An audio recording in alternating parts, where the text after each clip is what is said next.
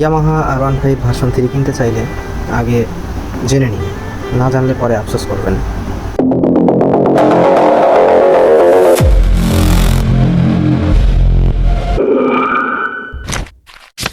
Yamaha R15 version 3 বাংলাদেশের সবচেয়ে জনপ্রিয় স্পোর্টস বাইকগুলোর মধ্যে একটি।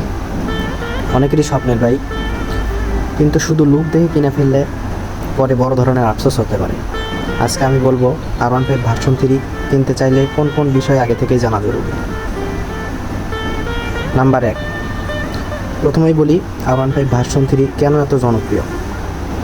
জনপ্রিয়তার শীর্ষে কারণ racing look, VVA engine, slipper clutch, excellent handling, ভালো রিসেল ভ্যালু। এই বাইক চালালে একটা আলাদা কনফিডেন্স আসে, এটা সত্যি। এরপর যদি কথা বলি এর সিটিং পজিশন নিয়ে, অনেকে এটা বোঝে না R15 ভার্সন 3 একটা অ্যাগ্রেসিভ স্পোর্টস বাইক।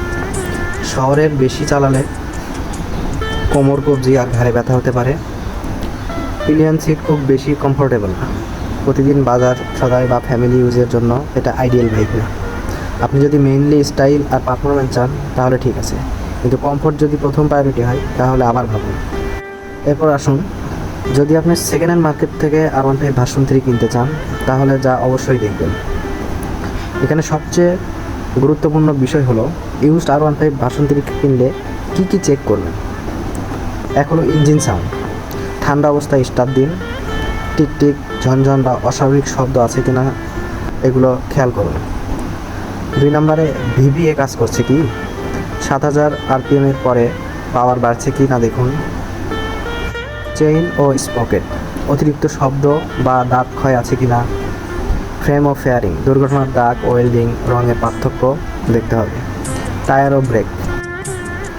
ও ব্রেকের ক্ষেত্রে টায়ারের ম্যানুফ্যাকচারিং ডেট দেখুন, ব্রেক ডিস্ক বেশি ক্ষয় হয়েছে কি না এগুলো লক্ষ্য করুন।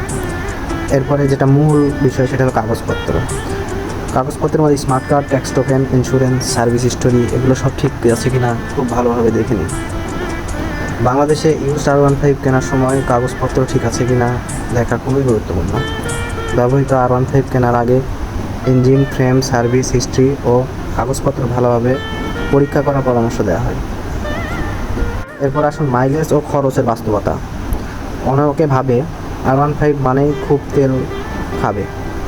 বাস্তবে সিটিতে 38 থেকে 45 কিলোমিটার, হাইওয়েতে 45 থেকে 50 কিলোমিটার পাওয়া যায়। কিন্তু ভালো engine oil, coolant, chain maintenance না করলে খরচ বাড়বে। সঠিক সময়ে সার্ভিস করলে R15 ভার্সন 3 সাধারণত নির্ভরযোগ্য থাকে, তবে মেনটেন্যান্স অবহেলা করলে সমস্যা দেখা দিতে পারে। নম্বর 5, ABS না থাকলে কোনটা কিনবেন। অনেকে 2018-19 মডেলের সিঙ্গেল চ্যানেল ABS বা ABS নাও থাকতে পারে। আমি ব্যক্তিগতভাবে বলবো ABS থাকলে সেটাই নিন, কারণ ইমার্জেন্সি ব্রেকিংয়ে ABS জীবন বাঁচাতে পারে। শেষ কথা, কিনবেন নাকি না।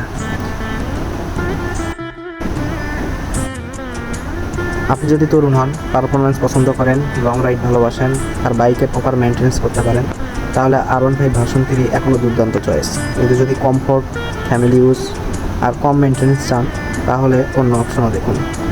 তো আর মনে রাখবেন R15 ভার্সন 3 কিনতে গেলে শুধু লুক দেখে নয়, ইঞ্জিন, কাগজপত্র আর মেনটেন্যান্স হিস্টোরি দেখে কেনা সিদ্ধান্ত নিন।